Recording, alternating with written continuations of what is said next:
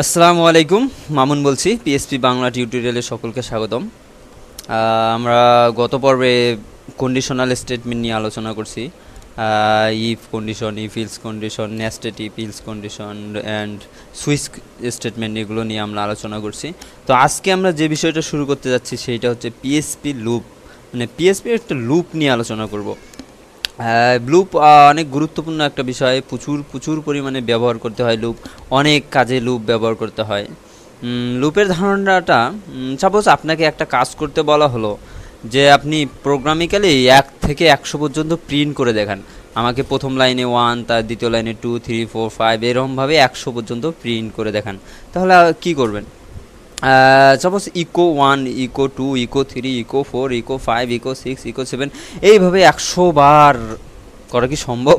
আদৌ কিন্তু সম্ভব সম্ভব, কিন্তু আসলে এভাবে করা কোনো মানেই হয় না, কারণ 100 বার লেখা বিশাল, আমি পারবো না অ্যাটলিস্ট। সো এই রকম সমস্যার সমাধান করার জন্যই আসলে লুপের উৎপত্তি। লুপের দ্বারা আমরা একই কাজ বারবার, মানে একটা কন্ডিশনের উপর বেস করে আমরা কোনো স্টেটমেন্ট চালাতে পারি। ফার্স্ট অফ অল আমরা দেখব ফর লুপ নিয়ে আলোচনা করব।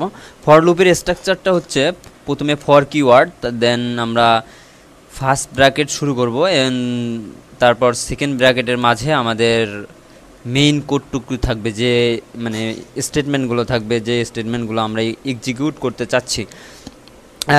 তারপর ফর লুপের মাঝের যে আছে, এখানে প্যারামিটার নেবে 3টা প্যারামিটার। এই যে ফর লুপে এটা 3টা প্যারামিটার নেবে।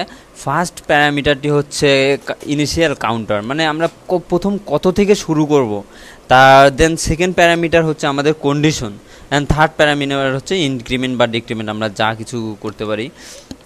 তো এর মাধ্যমেই, এই ফর লুপের মাধ্যমে আমরা এক কাজ বারবার বা নির্দিষ্ট একটা স্টেটমেন্টকে বারবার এক্সিকিউট করতে পারবো। দেন আমরা আলোচনা করব হোয়াইল লুপ হচ্ছে জাস্ট ফর লুপের যে কাজটুকু আছে সেই কাজটুকু আমরা হোয়াইল লুপ দিয়েও করতে পারি।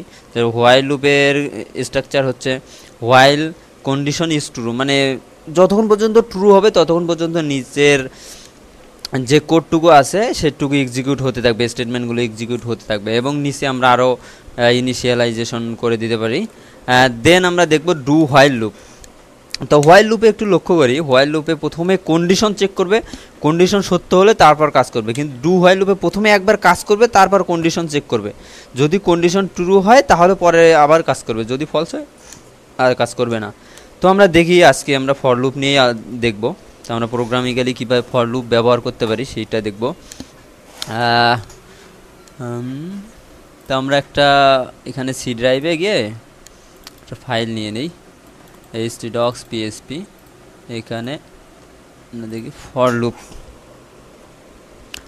For LOOP for loop .php। এটা আমরা নোটপ্যাড প্লাস প্লাসে অন করি।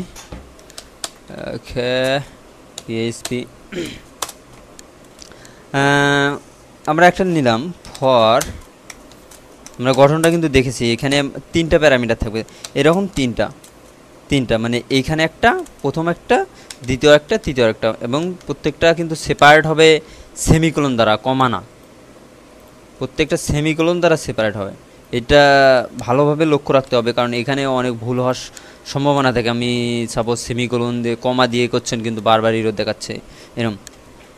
আমি দিলাম আই, একটা ভেরিয়েবল দিই আই ইকুয়াল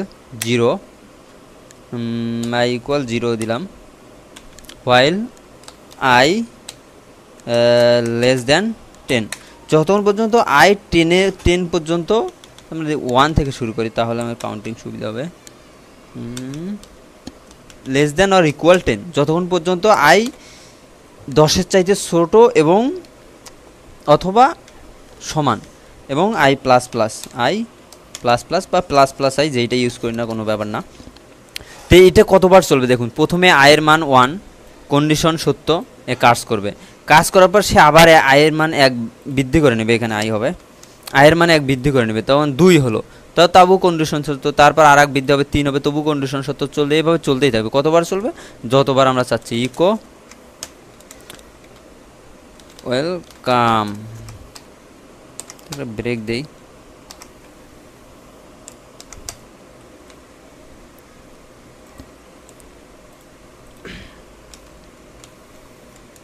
দেখি তাহলে আমরা এখানে local host slash PHP slash দিই। সরি, জ্যাম চালু করতে হবে।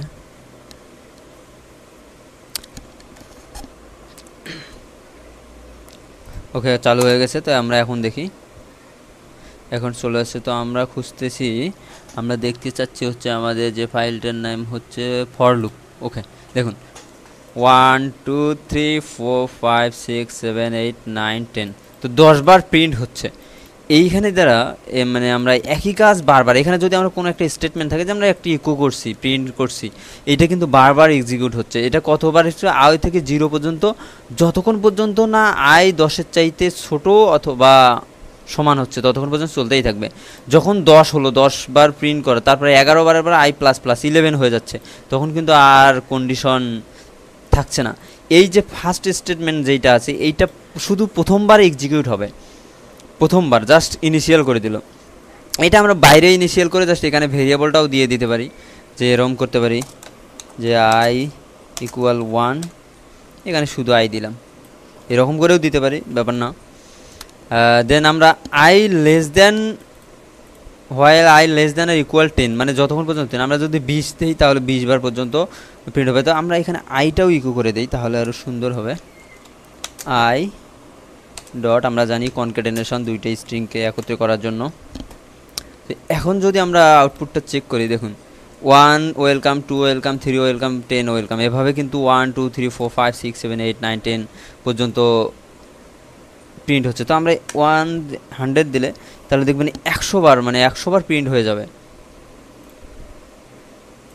দেখুন 1 থেকে শুরু করে 100 বার পর্যন্ত প্রিন্ট হয়ে যাচ্ছে। তো এইভাবে যদি যে কোনো, যখন কোনো স্টেটমেন্ট আমাদের বারবার করার প্রয়োজন হবে, এরকম লুপ ঘুরে কাজ করার প্রয়োজন হবে, সেক্ষেত্রে আমরা লুপ ইউজ করব। ফর লুপ মূলত এইটুকুই, এইভাবেই ইউজ করতে হয়। তো এগুলো ভালোভাবে প্র্যাকটিস করবেন। আমরা নেক্সট পর্বেই আমরা while loop and do while loop নিয়ে আলোচনা করব। তো সে পর্যন্ত সকলে ভালো থাকবেন, সুস্থ থাকবেন। ধন্যবাদ সবাইকে, আল্লাহ হাফেজ।